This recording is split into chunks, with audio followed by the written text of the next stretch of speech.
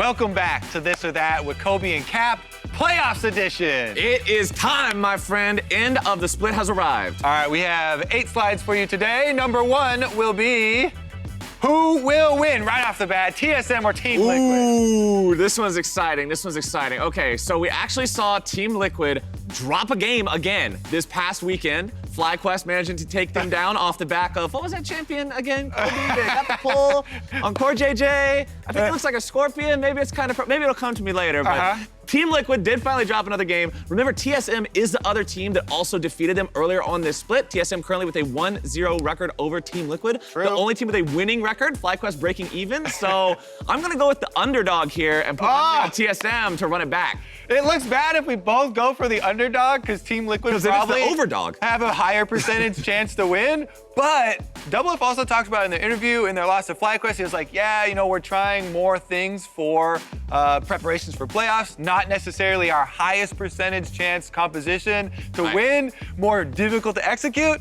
I gotta go with the underdog too, though. You know I love an underdog. I think the underdogs will be barking. TSM, if they go 2-0 versus Team Liquid in the regular season, that also adds a lot of spice for our playoffs once we actually get to the best spots. Next slide. This is number 2. More BM, recalling at the Nexus, or 5-man fountain dive, getting the last kill. For me, recalling at the Nexus is a no-brainer. That's way more BM because this, you're actually trying to get the kill for your teammate, maybe. Bro. It could be a pentakill for somebody, or they're just trying to finish off everyone. I think that's way more BM. Just stopping there, delaying the game. No one else can do anything because they're all dead and they're just watching you sit there. Especially if you have Baron recall, because you don't even get to complete your whole recall animation. You're only getting 5 seconds of it, but that's 5 seconds worth of BM that you're saying is worth. Definitely this. Way more BM. All right, next slide. Number 3. Would you rather get a late game Jinx? Yes. Or a late game Vayne? Late game Jinx to me with the AoE rockets just coming through with all the crits. Talking super late game. Range is paramount in late game. Range is the one thing that Vayne doesn't have. Yes, she can tumble, go invisible. It's super annoying. And Vayne is crazy in the late game.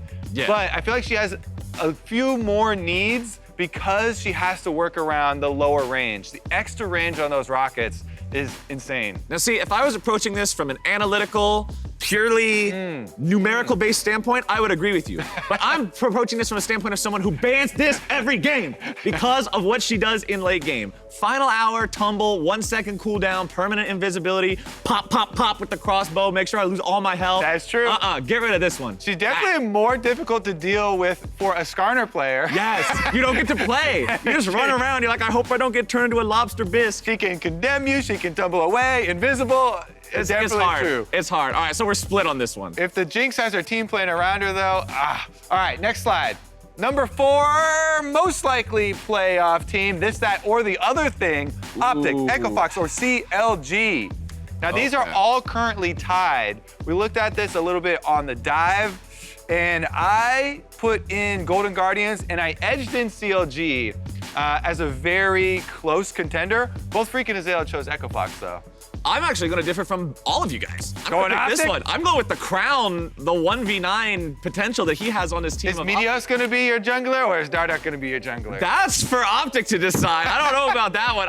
I'm making this bet based on the Crown pop-off capability, because I still remember that Corki game. I still remember the kinds of performances this guy can have. I think they definitely have a lot of things to fix in the other 2 lanes. Like, we really need to see Dokla step up in top. Like, he's had some moments where he's split pushing, where he's not coordinated with the rest of the team. We've also seen some questionable calls from the bottom part of the map and the stuff they get themselves involved in. But at the same time, I've seen Crown pop off, and we also saw Arrow also get back into the form that he looked like back when he was MVP status there for a couple games. Now, I'm not saying Arrow's in the running for MVP right now, but I'm saying he's had a couple of those games where he really looked good again, and I think Optic could edge out these others. All right, you're an Optic, man. Next slide. Better TSM signing, Smoothie or Acadian? And Acadian was just a signing through their academy team. He only got bumped up because Greg hurt his wrist. Right. He wasn't playing for quite a long time. Now he works really well with the team. Everyone's saying, you know, his action in the early game is kind of what they needed. Smoothie, though, I have to say, is a huge contributor. he has been really good initiating supports, in lane, roaming around with them, so definitely close one. Now see, I'm especially looking at Smoothie because it's not just who you're coming in as, it's who you're replacing, right? And so the year before, TSM had Sven and Mithy. They had this best in the West bottom lane, as they were called beforehand, and they came in and they just did not live up to the expectations that everyone was hoping for. And so the question became, well, do you get rid of both of these guys, or do you split them up and, oh my gosh, they've never been split up before, what could happen? And it turns out when they get split up, Smoothie comes in and does an amazing job, and Sven's able to pop off. And so not only is he popping off on his own, he's facilitating his lane mate. Are you going Smoothie? Super hard. I'm going with Smoothie.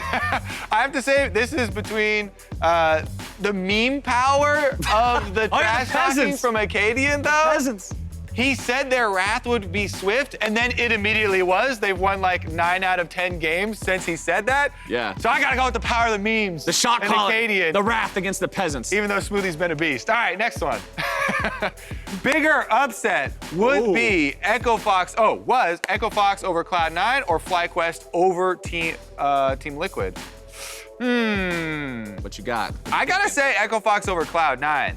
You know, because both Team Liquid and Cloud9, top of the table. Feels like their giant status was pretty similar, even though Team Liquid has beaten them both times. For Echo Fox, though, I just felt like they were more of an underdog. FlyQuest has had, or at least at the beginning of the season, had a really strong beginning of the season.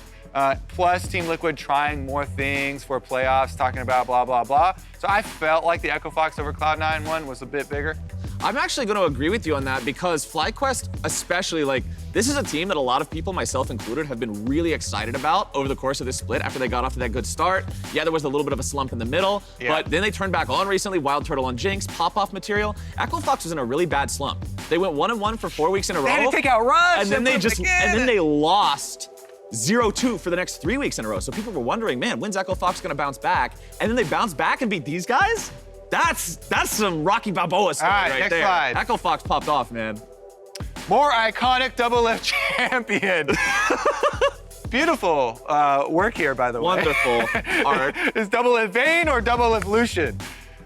For me, the Doublelift Vayne was first, and I gotta go with the OG, because Doublelift Vayne was what he was known for before Lucian, even though there was that big pocket pick Lucian when Lucian was super OP and everyone was picking him. And he is super well known for the Lucian, especially for getting one shot by Crown. I was gonna say, you went for the Vayne, but I'm going for meme value again because we all remember Doublelift dying with his flash. All right, you can take the meme Crown one-shotting him with that Victor laser. I'm gonna go with the Lucian here. As much as they may not like it, this one is burned into fans' minds. Fair enough. I think I got the better Photoshop for my choice, though. You did. Next slide. Or is that the last one? More attractive jungler. Is it Skarner? We have Captain Flowers here. Or is it Rek'Sai? Sorry to all you Rek'Sai pickers out there. Sorry, Zyrene. Sorry, everybody who loves Rek'Sai. Skarner's the best. 100%. Look at all those hearts. Heart. So many hearts. You know, that's my champ. I feel like I've just spent so much time with Captain Flowers that he has won me over. He's got good taste. I'm also going to go with Skarner, or I am going to be reprimanded. All right, is that the last one? Let's go next slide.